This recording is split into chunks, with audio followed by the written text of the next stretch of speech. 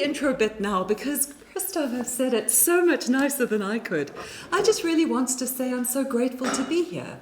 I'm grateful to be a Landhaus Fellow. I'm very grateful to be in this gang, in this community, and I don't take it lightly. It's really an honour and a delight. Now, as Christoph explained really very, very well, I'm a historian of the more than human past, the multi-species past, and I've been doing it for a long time, for 20 years, back when it was a career-killing thing to do, when my dean would greet me in the corridor with, Dr. Swart, and how is my little pony? And now I think you'll agree it's a relatively hot topic. So a little message about being happy is doing what you love. But of course, what I'm going to tell you today is from a recent piece of research about baboons and the long and tangled history with humans. And it's going to be a book with Johns Hopkins University Press, and it's going to be called Baboon, A Human History. But I want to call it Baboon, A Love Story, but I don't think they'll let me. So I also note that this is a recorded event. Now, one of the many nice things about being a historian is that the dead don't sue. But today I'm going to talk about those people still alive, and the living are dismayingly litigious. So I'm going to stick more or less to my script, but I'm very confident in my research, and so I want to say, bring it on. Another pre-game note, I always wonder if one should issue a trigger warning to these things. So perhaps I'll say merely this. I'll say I'm going to tell you a dark history, and even in this sunlit room, even together, it's going to take you back to a place of shadows in a fractured and fractious past. This will be history that has teeth. It may hurt, it may wound, but that really is the nature of history that matters. And so we will have to deal with that. And so let's turn our attention now to the beasts of apartheid. Not all of them were non-human animals. And we'll start like this. When the old world is dying and the new world struggles to be born, it becomes the time of the monsters, as Gramsci reminds us. And in the final days of apartheid, the new South Africa, the new democratic South Africa, struggled to be born, and such a monster was revealed. 3 years, in 1997, 3 years into the new democratic South Africa, the apartheid era covert biochemical warfare program was exposed. The Central Intelligence Agency, the CIA of the United States, warned the new democratic African government of this new young democracy, South Africa, of a possible threat to national and in fact global security. The threat was Dr. Wouter Basson, a shadowy scientist, an enigmatic military man, working for the South African Defence Force, for the military. He'd been the director of the previous regime's most secretive program in an already secretive state. The CIA and later MI6 became kind of gradually aware of his goings-on. And in the range of reforms towards dismantling apartheid, Basson was forced to retire, and his secret project, the biochemical warfare program called Project Coast, was forced to close down. But the CIA warned that Basson might try to flee the country to consult for rogue states on bio-warfare. So what they did was this. They got narcotics police to set up a sting operation in January 1997. And they trapped Wouter Basson, trying to sell thousands of ecstasy tablets. Upon his arrest, the authorities were astonished to stumble upon 4 steel trunks, 4 steel suitcases, full of highly classified files. It was an archive of evil. And that was how the world met Dr. Death.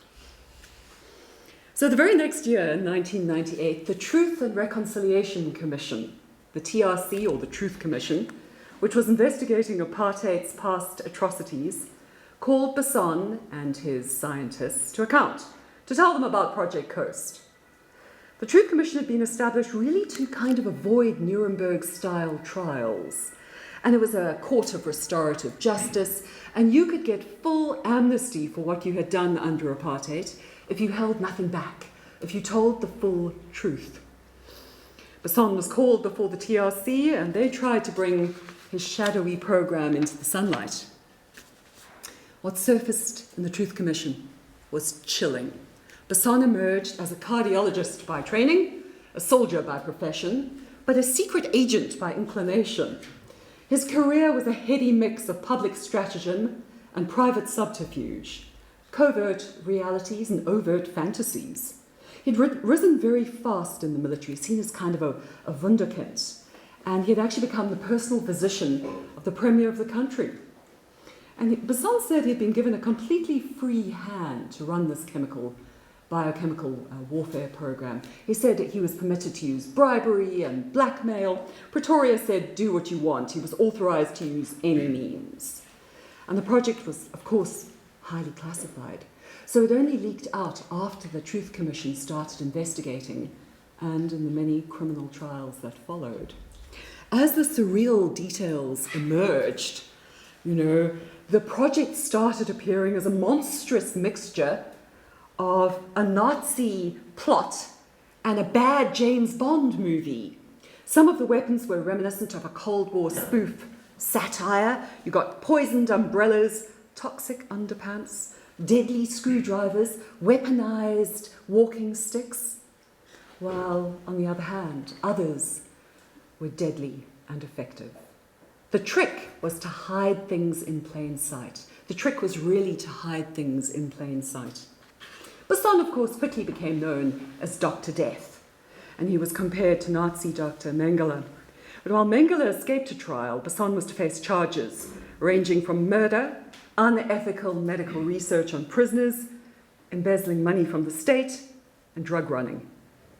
Yet, as the press observed with wonder at the time, very often the only people picketing outside the trial were people angry about his animal experiments, particularly his experiments on baboons.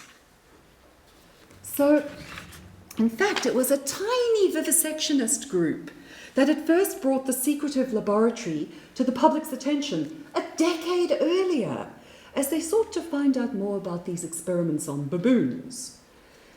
And all this was happening in the very innocuous, blandly named Roodeplaat Research Laboratory. And this was set up in 1983 by the South African Defence Force. It took a decade to find out what was really going on there, because baboons were pivotal in Project Coast. Their bodies were pressed into the service of the state.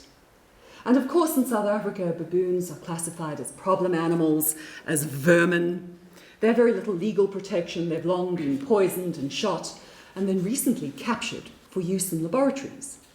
Basson's baboons were probably caught in the wilds of the Kruger National Park, caged and crated to a secretive laboratory behind a double row of electrified fence, patrolled by a specially bred breed of guard dog. The animal centre and the state-of-the-art laboratories were set up in phases that they could fly under the radar, no one would notice.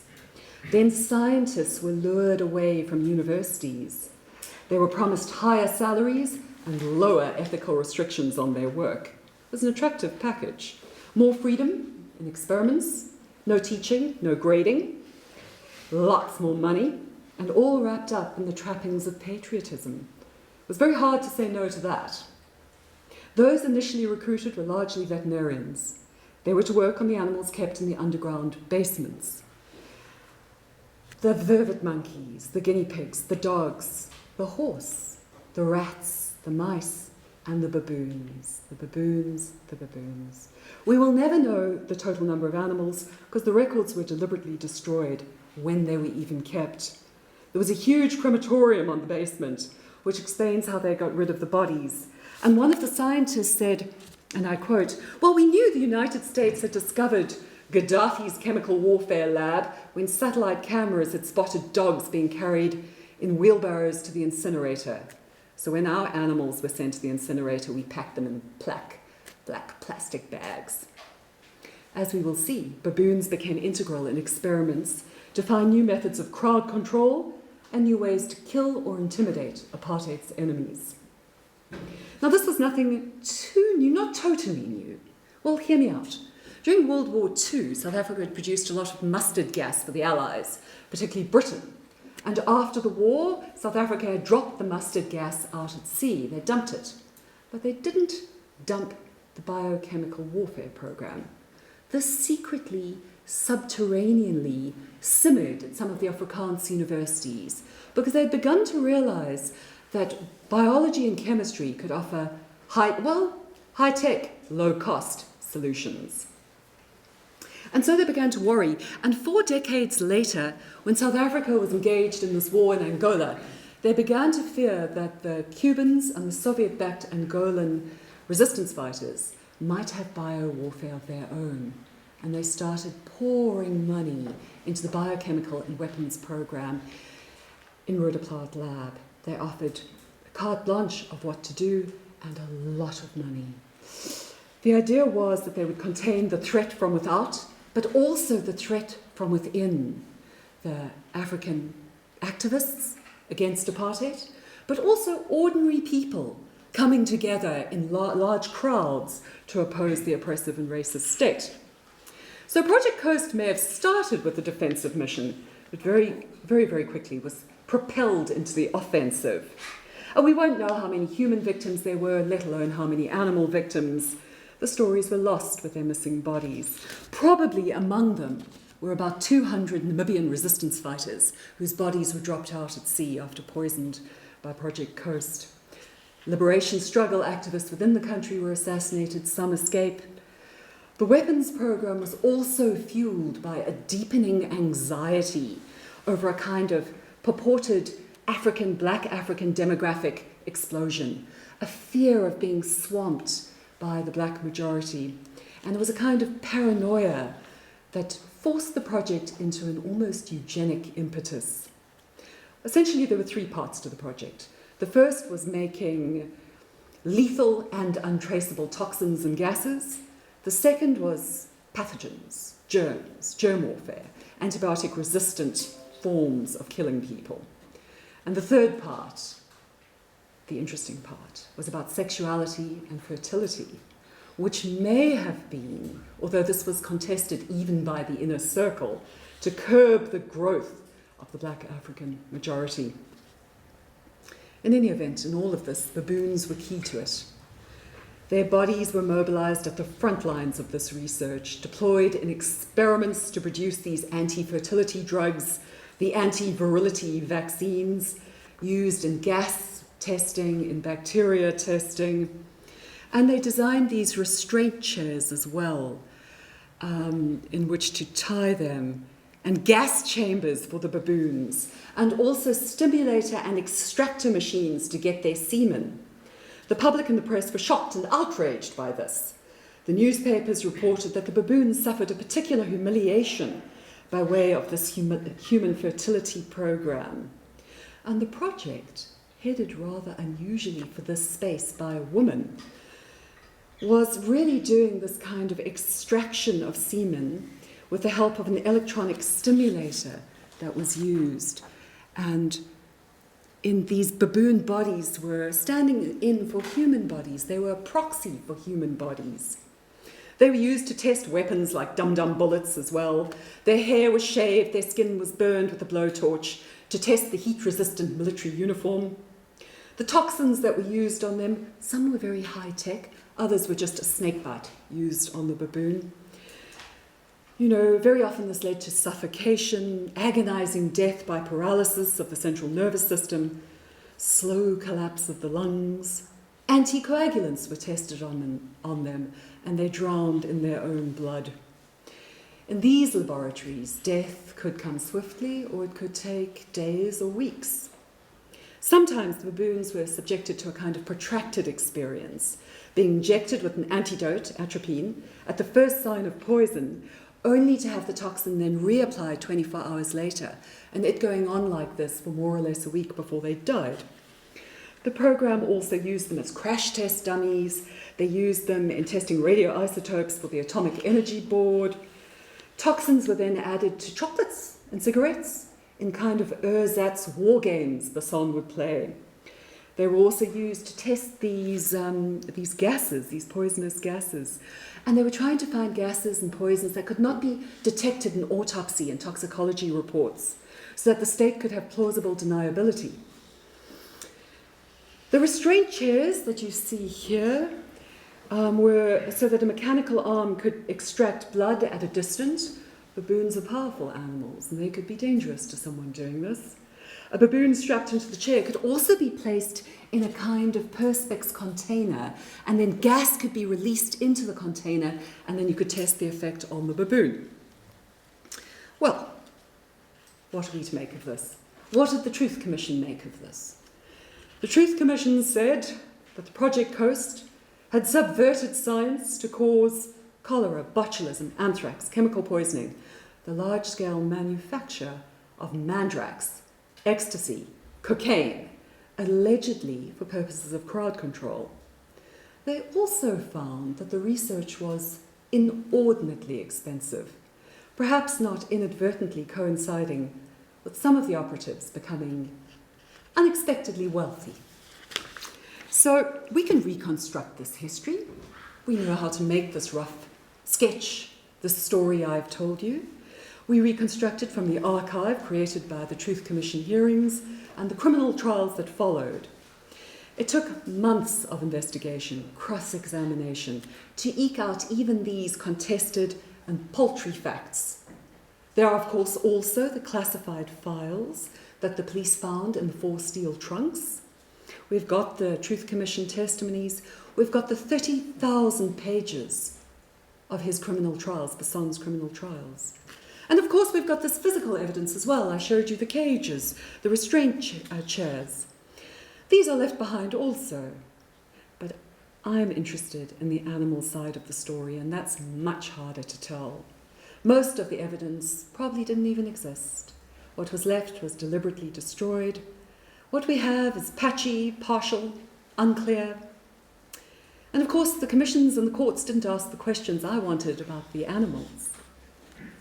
But there was always an archive. There was an archive in plain sight that any one of us could have used at any time. And the archive is Google Scholar.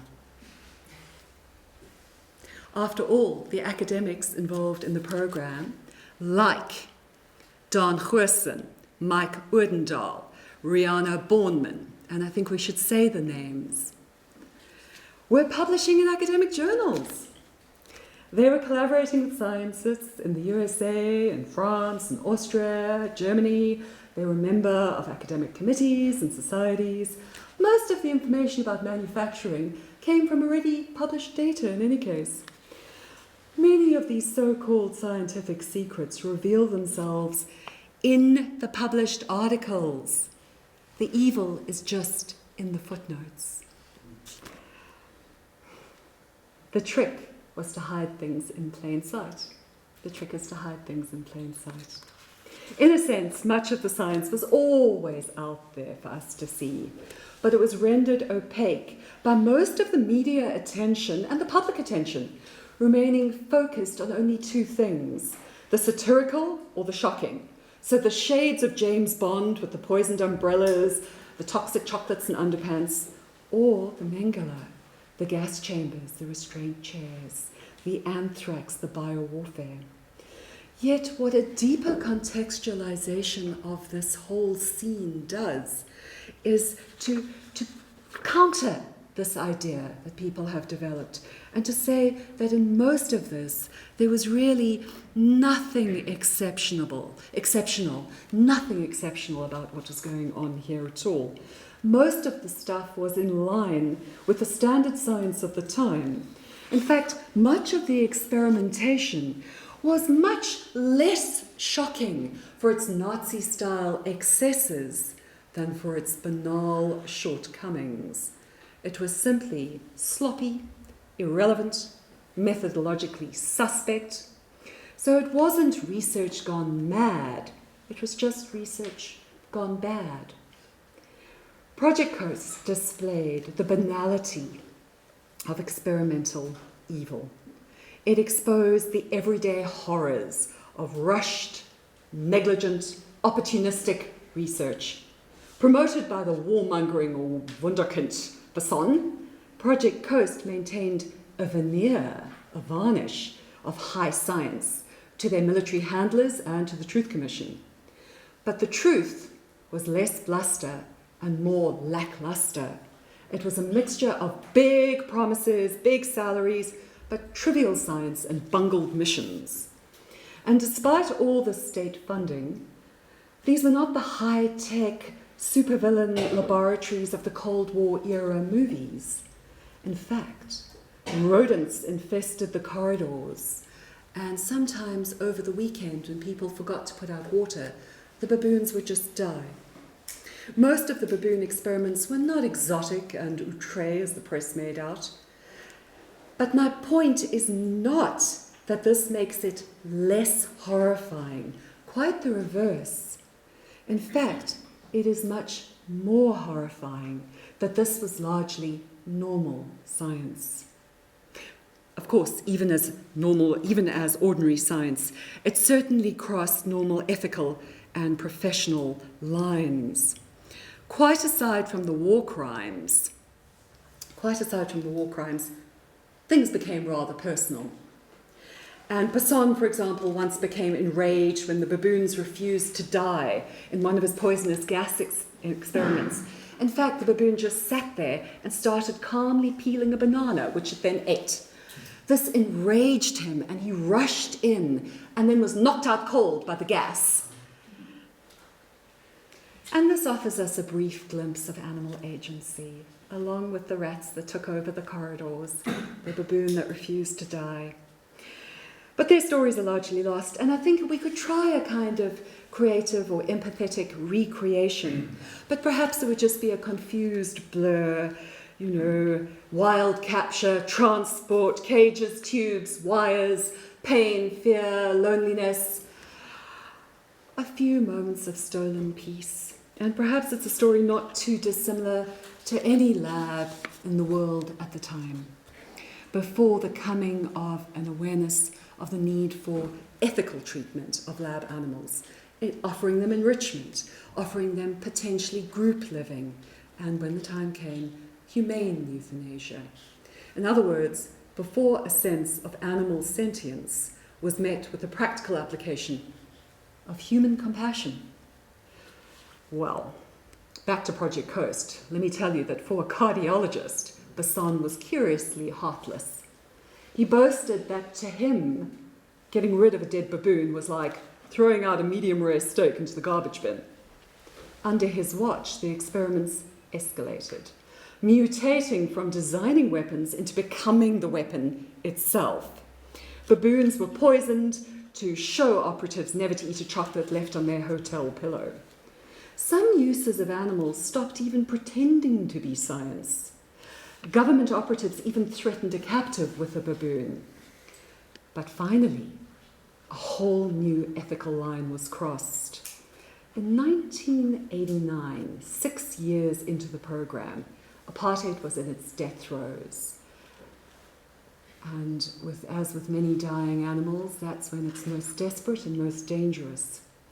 And what was happening at that point was that operatives from the State Death Squad, the innocuously titled Civil Cooperation Bureau, the CCB, decided to combine bio-warfare with PSYOPs, with psychological operations.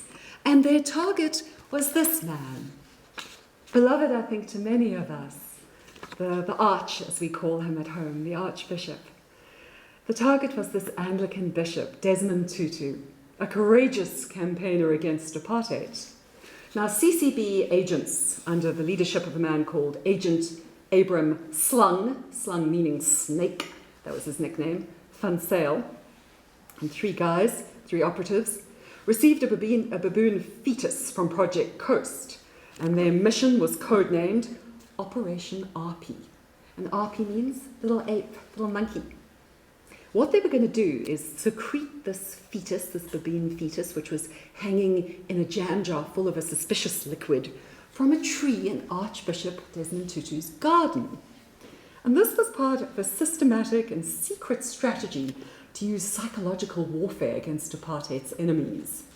There was a long-standing, and it remains a long-standing tradition in South Africa, of using baboons as what we call muti, of either healing or putting a curse on someone.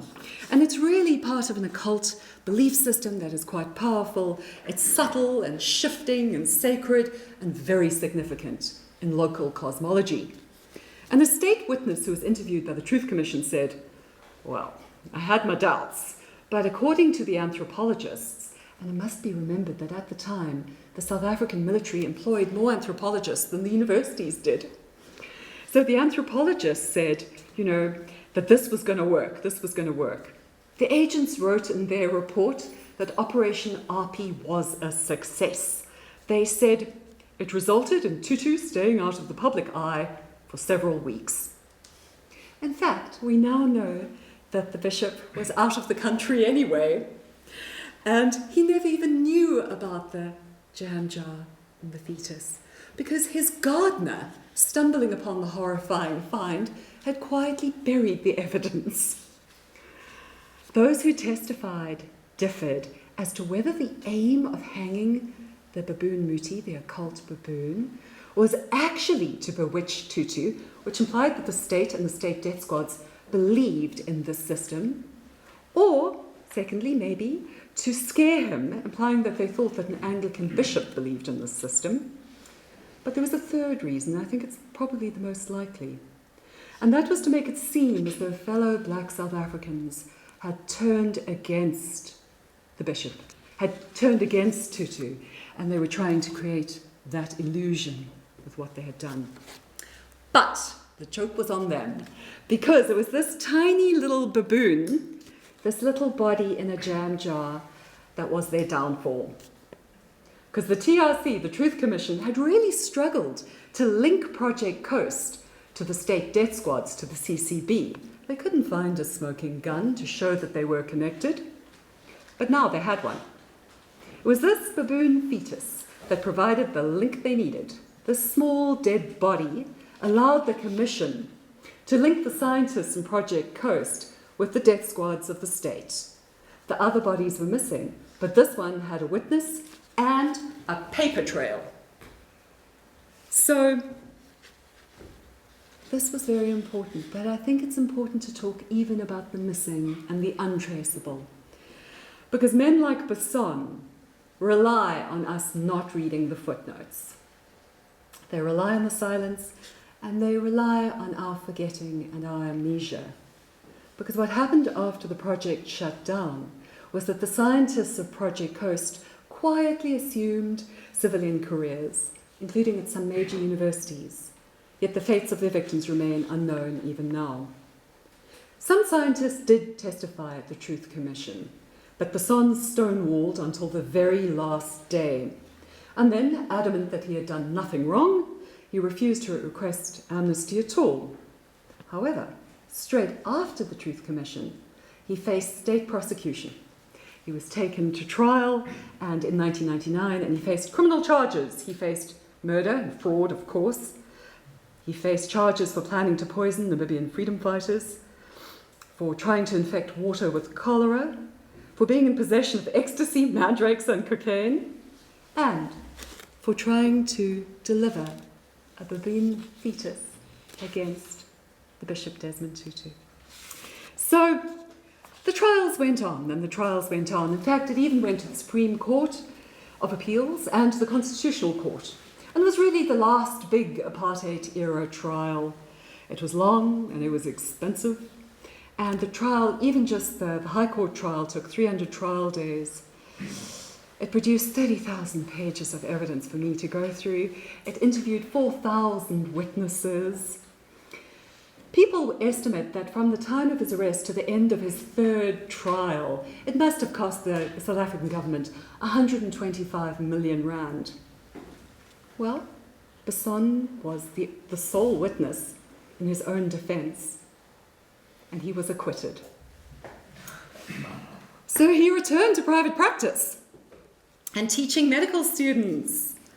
And it was only after a little disciplinary process by the Health Professionals Council of South Africa about unethical conduct that he was ever found guilty of anything at all. But nothing came of that. Of his past, Basson maintains that he acted as a soldier and that he was just following orders. And he's now a practicing cardiologist and a popular after-dinner speaker who gives motivational talks. So let me conclude like this. It's hard to find the living, breathing animals in this history. They're lost in the scientific smoke and mirrors, in the stratagems of the securocrats. Apartheid's best-kept secrets leaked out in that Truth Commission and in the subsequent trials of Werder Basson, the first criminal prosecution, I think, in the world of the head of an official chemical and biological warfare program. But all the scientists walked away free men and women, and most of the truth is simply not possible to find, although that doesn't mean we shouldn't still look for it. So why do we revisit this heartbreaking, fragmentary, frustrating history? Well, firstly, it's our job. This is what historians do. It's our job to look at the painful, the frustrating, the hidden and the lost. And so much of apartheid was the systematic effort to not record, to make invisible thousands and thousands of voices that should be part of the nation's memory. So that's the first part of it. But there's more.